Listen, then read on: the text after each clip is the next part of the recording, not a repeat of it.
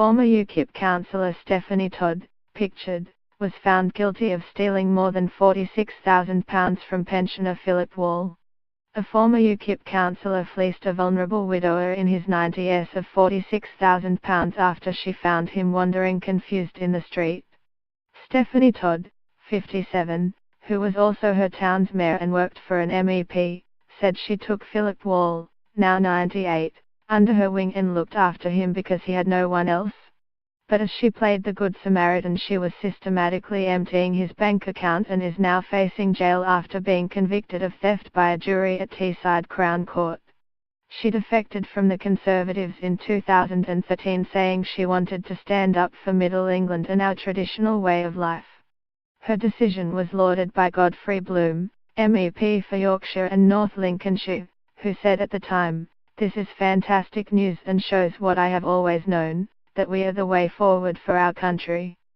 In the 10 days leading up to Christmas last year, Todd withdrew £1,000 from Mr. Wall's account and also went on a spending spree in Marks and Spencer on his debit card.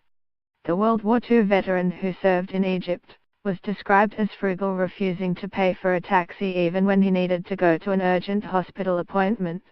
But Todd told the jury it was him who went on the 3-year spending spree after she befriended him in August 2013.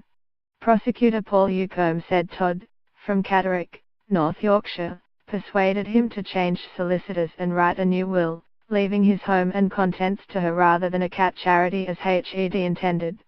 Todd, pictured outside Teesside Crown Court, managed to convince the World War II veteran who served in Egypt to change his will, leaving his estate to her rather than a cat's home. She also tried to gain power of attorney over his financial affairs, but the move never took place when the paperwork was not completed. Lisa Potts, a solicitor from Hunton and Gargett in the market town, had a lasting power of attorney and all his bank statements were sent to the firm. 5 months after meeting staff at the practice, Ms. Todd took the pensioner to a different solicitor's office, where a friend worked, and said he wanted to swap. A new will was drawn up later in 2014, leaving Todd, who said to have been in dire financial straits, as chief beneficiary.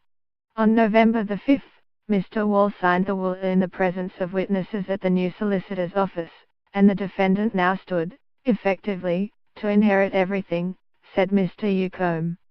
She had known him a little less than a year and a half.